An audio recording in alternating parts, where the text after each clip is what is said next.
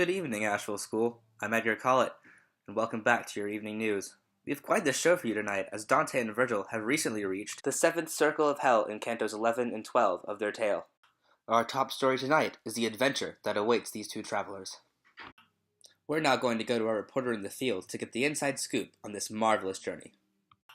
Thank you. It sure is smelly down here in hell. I'm here with Dante himself.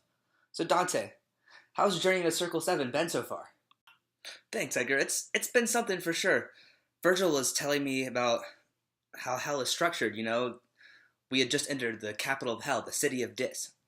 Virgil was talking about how this circle punishes the violent, as stated by Wallace Fowley.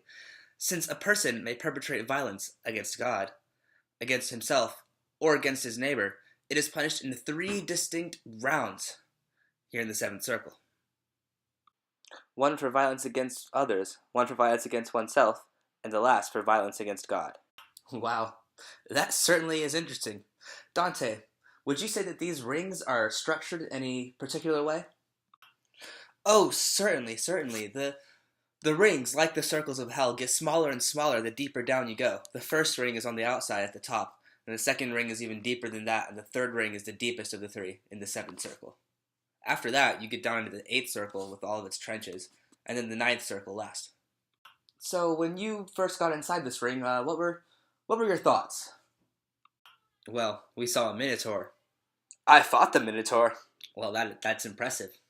Virgil told me that the minotaur represents the violent nature of the beings in the 7th circle.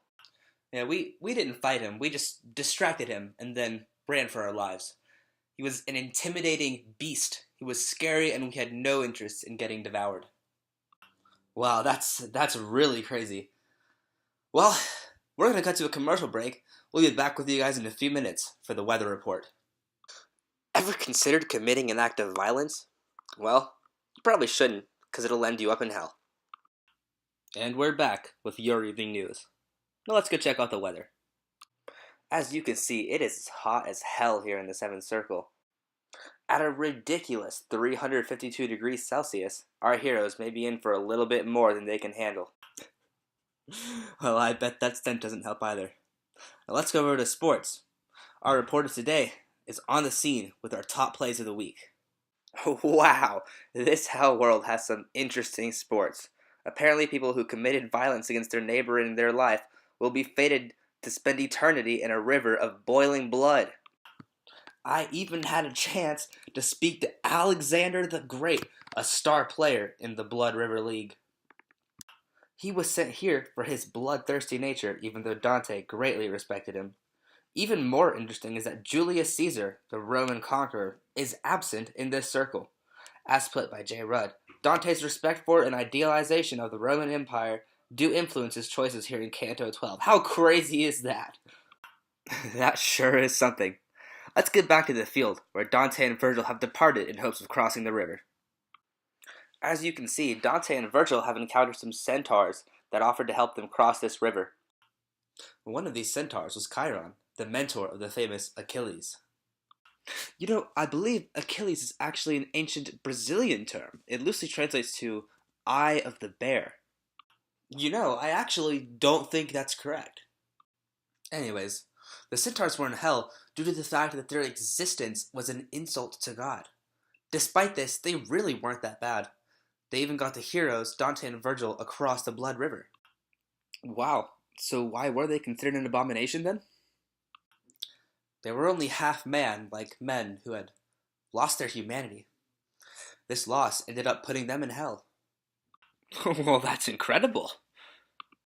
Another interesting bit about the centaurs, as explained by Lawrence Baldassaro, is that those who sinned by shedding the blood of others are now condemned to wallow in a river of blood, and to be hunted by the image of their own bestiality, the centaurs.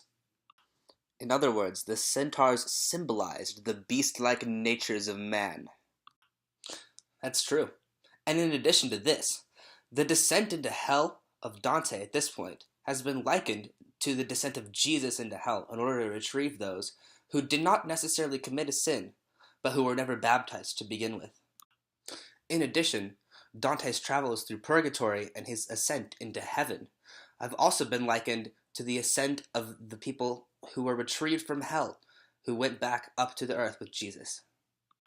Wow. Well, that's going to do it for us here at Acapella Camel News. Thanks for tuning in. We'll see you guys next week, and as always, you stay classy, Asheville School.